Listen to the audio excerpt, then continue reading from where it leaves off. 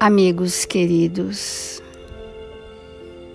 convidamos a todos a nos recolhermos em orações,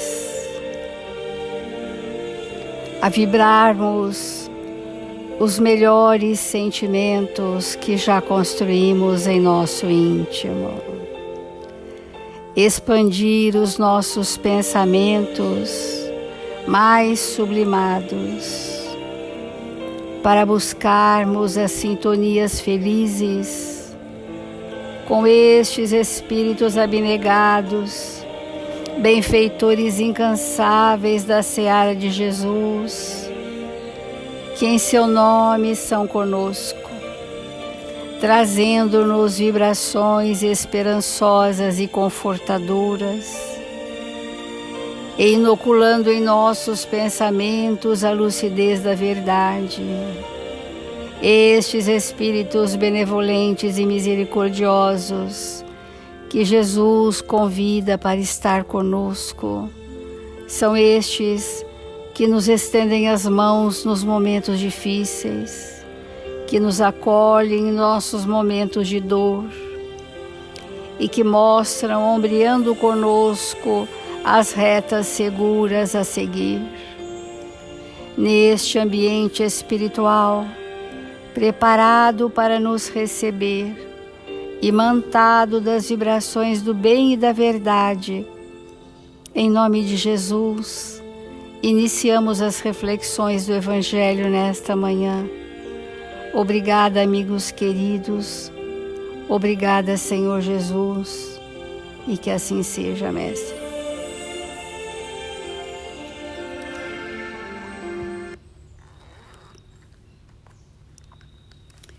Do Evangelho segundo o Espiritismo, nós estamos estudando o capítulo Bem-aventurados os aflitos.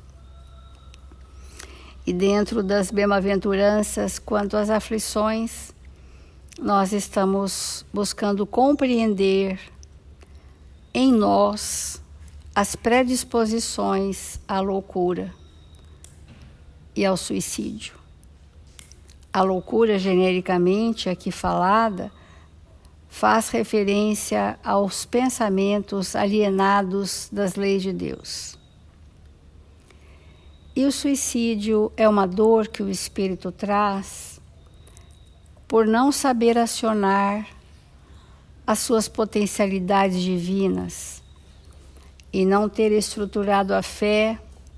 Faz a compreensão de que seu horizonte termina no término da encarnação, no término da existência.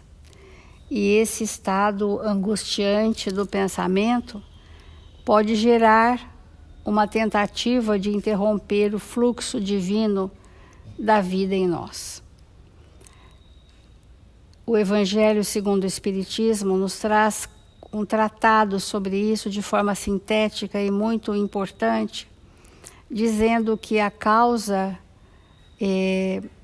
do que predispõe ao suicídio e à loucura é o materialismo. E nós precisamos sentir isto em nós, porque nós estamos há dias dissertando, refletindo sobre o que é o materialismo, mas nós precisamos sentir em nós se nós já estamos no momento de buscar espiritualizar a existência verdadeiramente, se nós já estamos dispostos a renúncias, a sacrifícios de interesses pessoais, se nós estamos dispostos a uma vida absolutamente simples, para que a espiritualidade encontre em nós construções de pensamento vinculadas à verdade. Porque a terapêutica espírita ao espírito precisa causar em nós uma comoção que gere o arrependimento. Porque instruídos sobre isso nós já somos. Nós precisamos, nessa terapêutica, ao estarmos com aqueles dos nossos irmãos com essa temática, despertarmos verdadeiramente essa motivação para mudanças de paradigma, para que o nosso paradigma seja o Cristo, para que aqueles que todos os dias nós buscamos seguir seja Jesus. Isto é o nosso caminho. Então, nós estamos dizendo que um dos recursos da terapêutica para a incredulidade, então ele põe duas grandes categorias: os incrédulos, embora tenham religiões e professem suas religiões, mas não têm fé, né? E aqueles de nós que estamos na indiferença, né? Então, vamos ver dentro ainda da estruturação da fé uma lição que nós achamos significativa. Nós estamos falando da fé humana e da fé divina, né? O homem de bem que, crendo em seu futuro espiritual, quer encher sua vida de nobres e belas ações, aure em sua fé, na certeza da felicidade que o espera, a força necessária. E aí ainda se cumprem milagres de caridade, de devotamento, de abnegação, enfim. Com a fé não existem más tendências que não se possam vencer. Então, quando a gente fala em terapêutica, nós estamos dizendo qual é a construção que eu preciso para vencer, no caso, a tendência ao suicídio ou à alienação mental. O que eu preciso construir é a fé, que começa na fé em mim mesmo, na confiança das potencialidades que trazemos, de espíritos que são dados a desafios, que são dados a investigações, espíritos bravos nas suas lutas íntimas. Esses espíritos têm mais possibilidade de estruturar a fé do que aquele que apenas ora todos os dias, várias vezes ao dia. Esse não está estruturando a sua fé, necessariamente. Porque a fé é uma experiência do bem, uma experiência do Evangelho, uma experiência da verdade. Experiência, né? Então, eu trouxe hoje para a gente refletir uma mensagem do Emmanuel, no livro Palavras de Vida Eterna, que é bem interessante para a gente aferir a nossa fé. Ou seja, se nós dizemos que temos fé quando tudo vai bem e quando as coisas não caminham conforme desejamos, se nesse momento nós temos fé. E é interessante, é uma passagem de Jesus, que Marcos diz assim: salva-te a ti mesmo e desce da cruz. Quando a população clamava isso a Jesus crucificado. Se tens tanto poder e se fez tantos milagres, salva-te a ti mesmo, desce dessa cruz. Será que um dia nós já não pensamos sobre isso? Porque Jesus, na hora da crucificação extremada, ele não manipulou com seu amor efeitos físicos e saísse daquela situação. Como se ele, mostrando um poder superior, acanhasse e humilhasse a humanidade da Terra. Mas ele não fez isso. Embora ele tivesse todos os recursos para fazer isso. E nós queremos o tempo todo fazer isso conosco nas provações. Porque é a nossa via crucis. Na hora das provações, nós pedimos que tirem-nos da cruz, que nos liberte daquele momento. E se alguém não faz isso, nós fazemos, fugindo, às vezes até pelas portas do suicídio. Então, se te encontras realmente empenhado na execução do bem, ouvirás de certo as provocações do mal em todos os instantes do testemunho.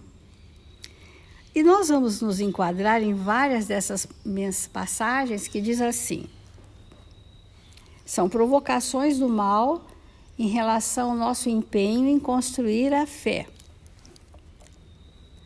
Se em verdade vives à procura do Cristo, por que choras sob o fardo das provações? Você não é cristão?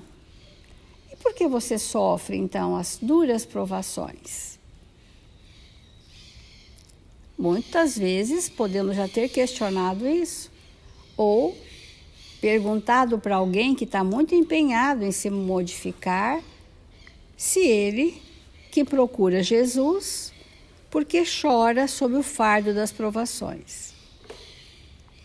Ou então, de que serve a fé para o caminho de tanta dor? Alguém já nos perguntou sobre isso. Você tem fé? Por que você sofre tanto, então? Por que você não pede a Jesus e aos Espíritos que te liberte dessa dor? Um dia, chegaram para o Chico e disseram assim, porque o Chico tinha muitas enfermidades, né? Mas, Chico, você convive com o Dr. Bezerra todos os dias, com Eurípides, com Emmanuel, com Sheila, e foi dando nomes dos espíritos luminares que amparam o Chico. Por que você não pede a eles que te cure desse olho, que te cure do seu pulmão, que te cure, enfim, do seu coração? Peça a eles, que temos certeza que ele vai ouvir, porque se você pede por nós e ele nos ouve, nós somos beneficiados. Por que você não pede por você mesmo? E o Chico, dentro da delicadeza da sua alma, não querendo constranger a pessoa, disse, é eu que prefiro ficar com as minhas dores, porque essas eu já conheço. Vai que eu tiro essa e vem outras que eu nem conheço. Então é melhor eu ficar com as minhas mesmo. Então olha a sabedoria dessa resposta, né?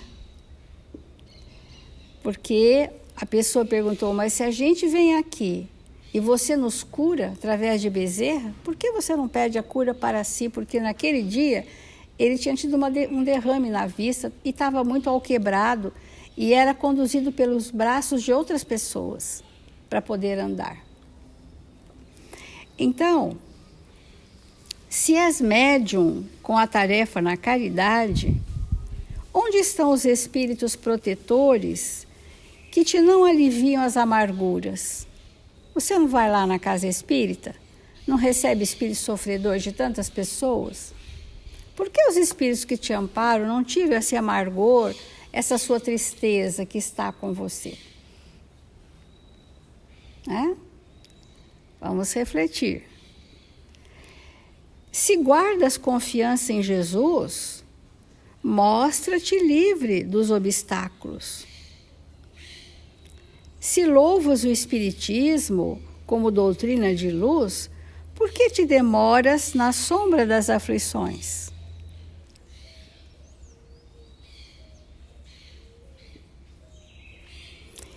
Registrarás interrogações como essas a cada passo. É necessário te reveles a altura do conhecimento superior com que a bondade divina te favorece, demonstrando que os princípios sublimes de tua fé não se movimentam na direção do conforto imediatista, mas sim no rumo do burilamento espiritual pelos tempos afora. O conforto físico, né? O conforto imediatista, o livrai-me de todo mal, amém, que a gente fala muito, né? Significa que eu não estou querendo arcar com a consequência dos meus desatinos e que esses desatinos se apresentam para mim na forma de convites ao burilamento íntimo.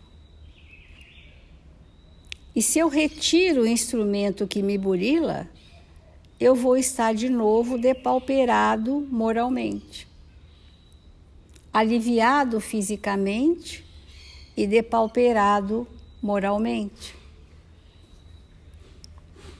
Ensinarás com o teu exemplo que o Evangelho não é oficina de vantagens na experiência material, mas sim templo de trabalho redentor para que venhamos a consertar nós mesmos diante da vida eterna.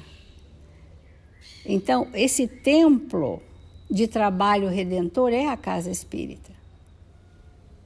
É a nossa existência na Terra. E é ali que nós vamos passar pelas experiências de burilamento. Porque ainda é natural que as pessoas procurem as religiões para serem o quê? Beneficiados, né? De forma imediatista, e que de preferência nós façamos uma negociação com a espiritualidade, de ó Senhor, olha como eu sou bonzinho, eu venho aqui dar passes, eu atendo o espírito sofredor, e olha como eu sou bonzinho, então livrai-me de todo o mal. Porque isto ainda é a ausência da estruturação da fé, a fé que compreende que nós somos sim livrados de muito mal. Nós nem imaginamos o quanto os espíritos retiram de nós problemas antecipadamente.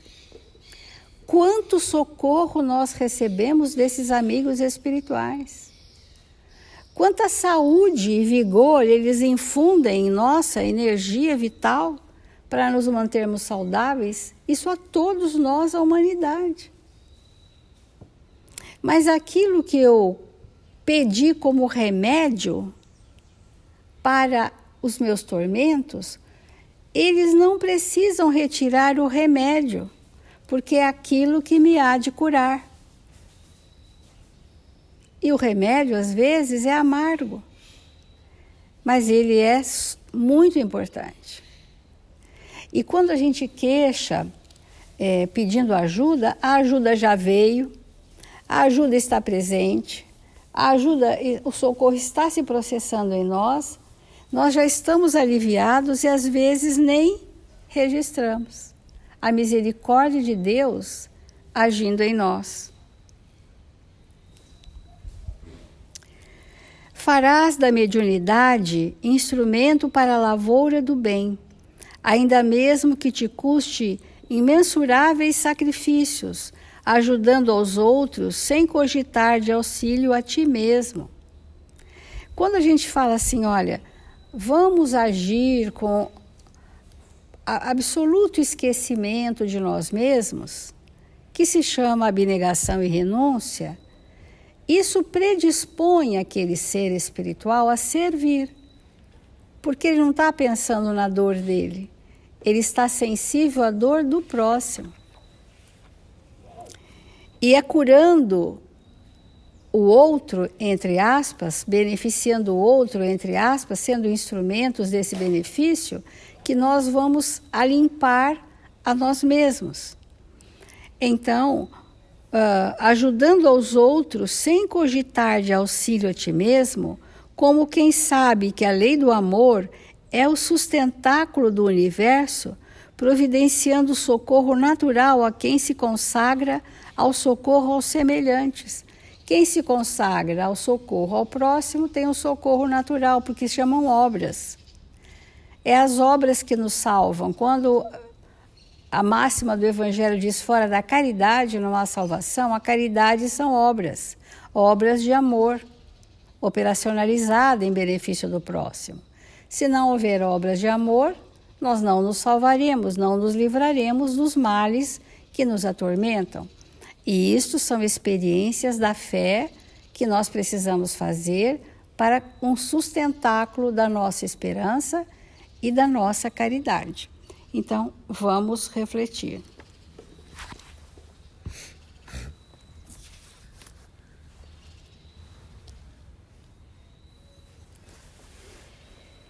É evidente que se nós passarmos toda a nossa vida, todos os dias, todos, estudando sobre a fé e falando sobre a fé, isso pode não construir a fé em nós.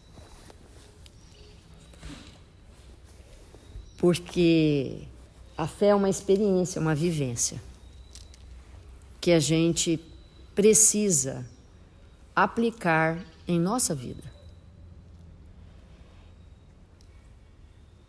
Compreender o que vai nos levar ao desenvolvimento da fé pode nos auxiliar. E é esse, então, o nosso objetivo de estarmos há tantos dias falando sobre a fé. É criar elementos de reflexão para que possamos direcionar a nossa força vital, a nossa inteligência para a aquisição dessa fé, porque isso vai nos tornar, com certeza, espíritos melhores. Então, o espírito que não tem fé, ele sofre muito. Só que esse sofrimento é sem proveito. Então, a importância de nós desenvolvermos a fé para que as vicissitudes da vida tenham profundo proveito em nossa intimidade. Então vamos alimentar o nosso campo mental da verdade para que essa fé se estruture. Então vamos pensar assim: há pessoas que gostam de ambientes religiosos, que gostam de ir na missa, que gostam de ir no templo, nos cultos, que gostam de músicas sacras, que gostam de cantar, que gostam de ir no centro espírita, na igreja, no templo, que gostam desses ambientes e buscam esses ambientes, e há espíritos que não gostam desses ambientes, que não têm afinidade por isso. Será que uma pessoa que gosta de tudo isso tem fé? Pode ser que sim, pode ser que não. Como a Célia colocou ontem, o fato de um espírito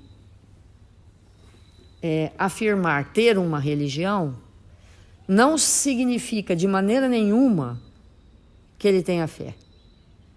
Porque às vezes o culto é externo. Então, frequentar a casa espírita 3 vezes por semana, ou ir na igreja todo domingo, ou fazer o culto do Evangelho no lar, ou qualquer atividade, vai nos fazer espíritos com mais fé? Não necessariamente. Nós vamos ver espíritos que professam de uma maneira intensa suas religiões e não têm fé. Na hora do testemunho, fraquejam. Na hora do testemunho, não suportam.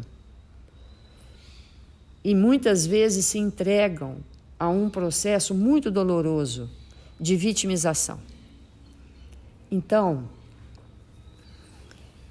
quando a Célia comentou hoje conosco da importância de nós entendermos cada dificuldade em nossa vida, quando os soldados ficaram ao redor de Jesus e disseram para ele: se tu é o rei, desce da cruz e te salva. É a mesma coisa que quando alguém perguntou para o Chico por que ele não pedia para os amigos espirituais livrarem daquele milhões elevado a milhões problema.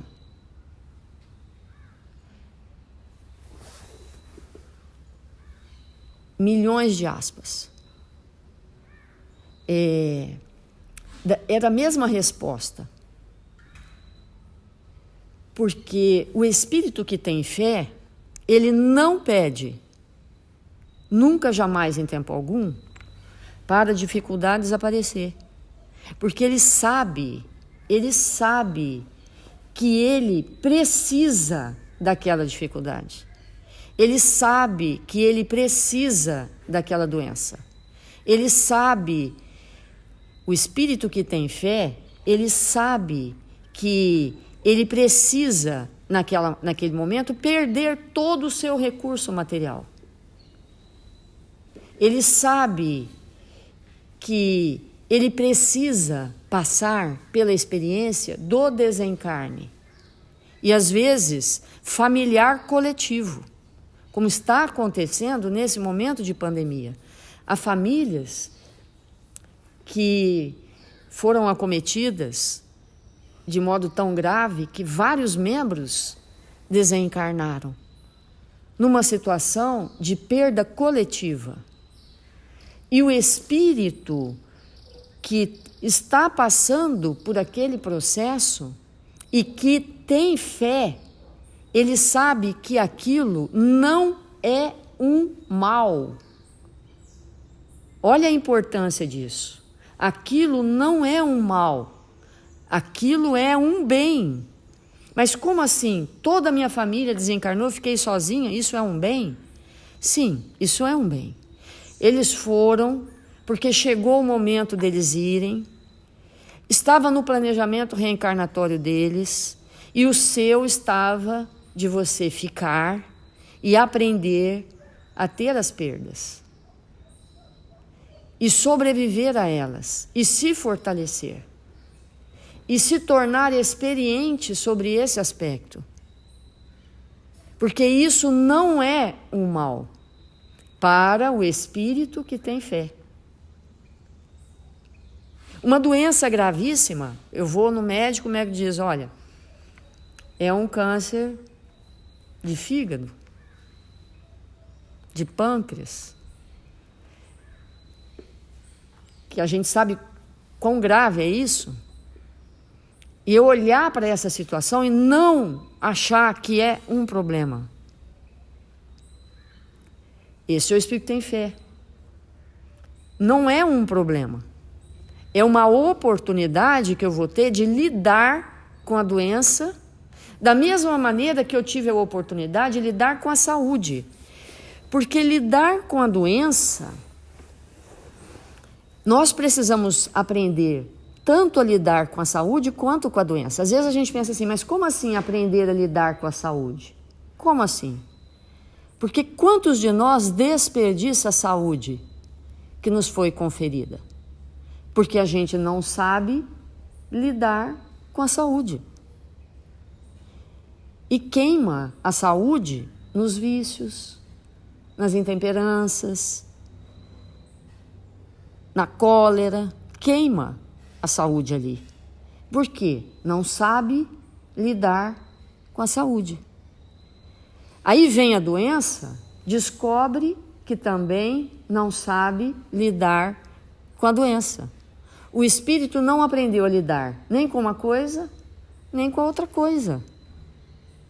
Porque às vezes, para um espírito imaturo, para um espírito impulsivo, a saúde é mais perigosa do que a doença. Para o espírito, Porque um espírito impulsivo,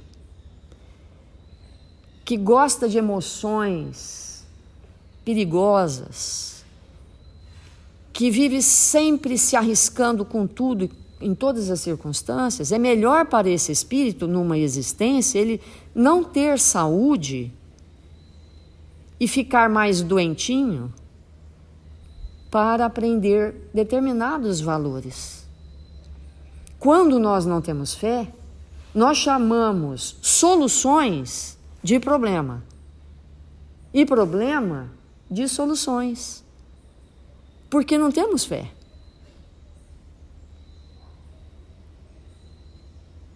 Então, o que é o mal? Quando a gente fala assim, nossa, uma coisa terrível aconteceu, mas o que é uma coisa terrível? O que é uma coisa terrível?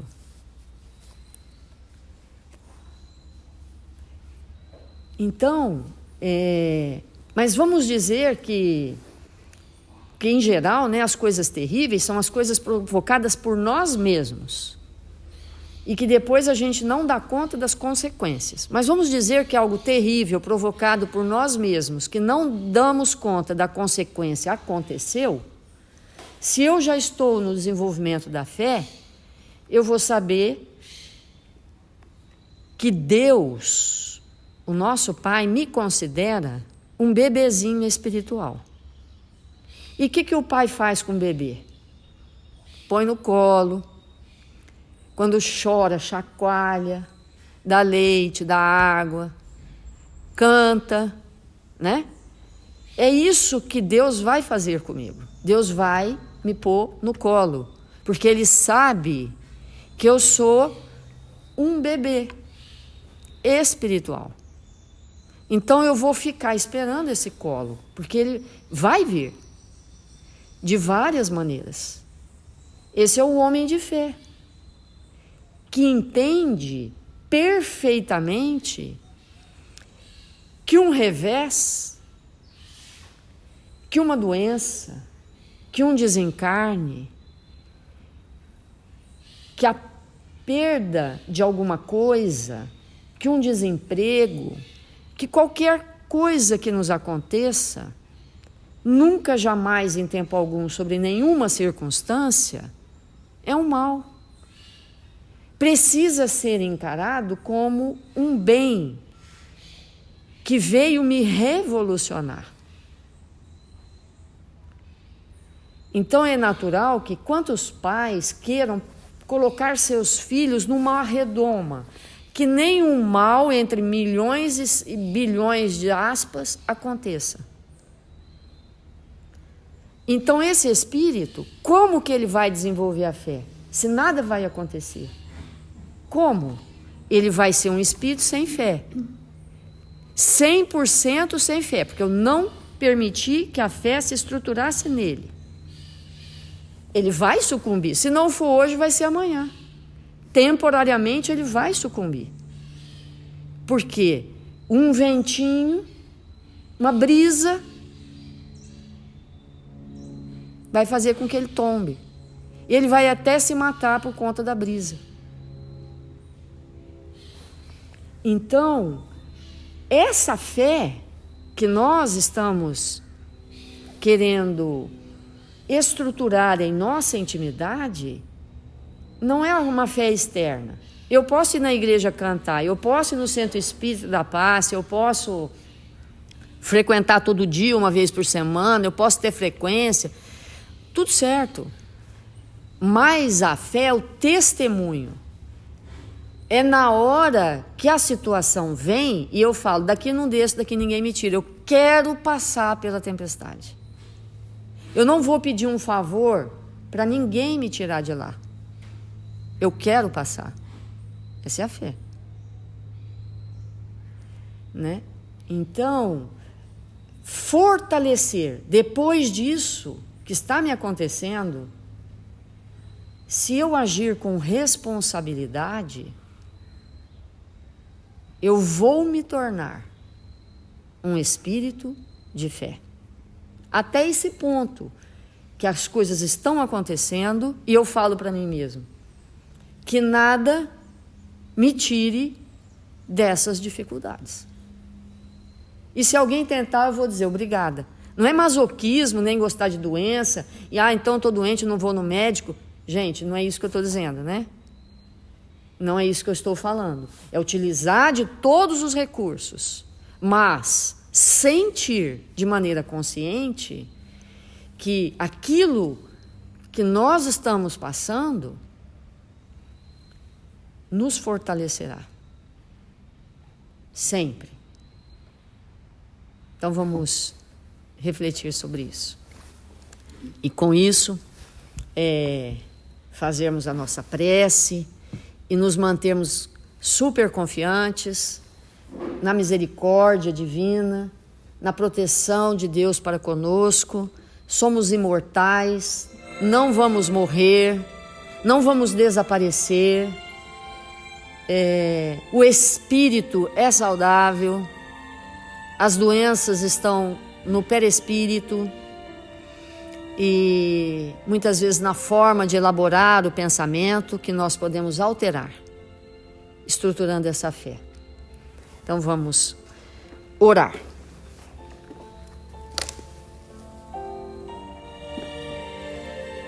Deus, nosso Pai, nós te buscamos nesta hora para te agradecer todas as vicissitudes do caminho, Senhor.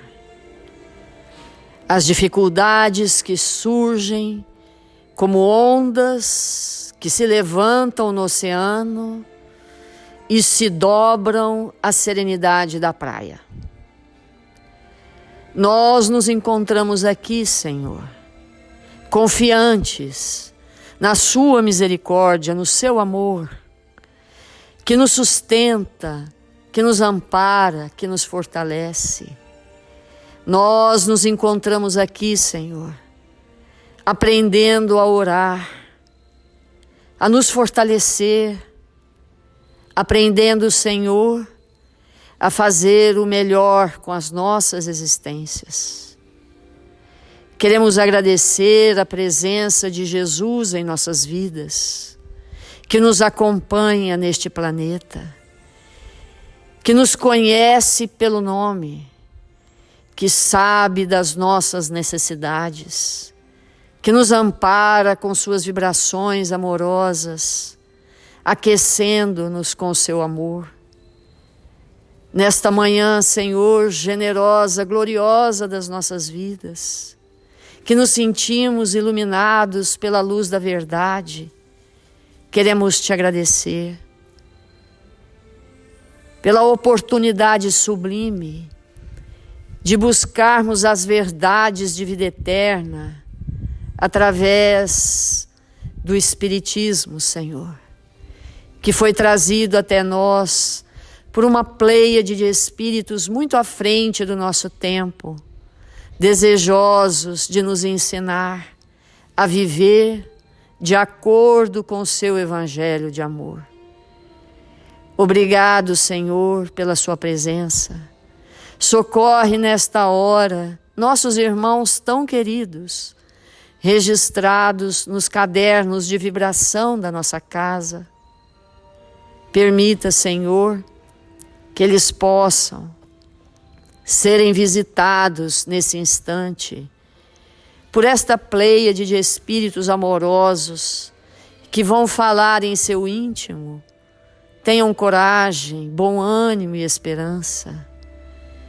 Que a saúde seja revigorada e que estes espíritos possam retornar aos seus lares, aos seus afazeres, conscientes dos deveres que têm a cumprir contigo, Senhor.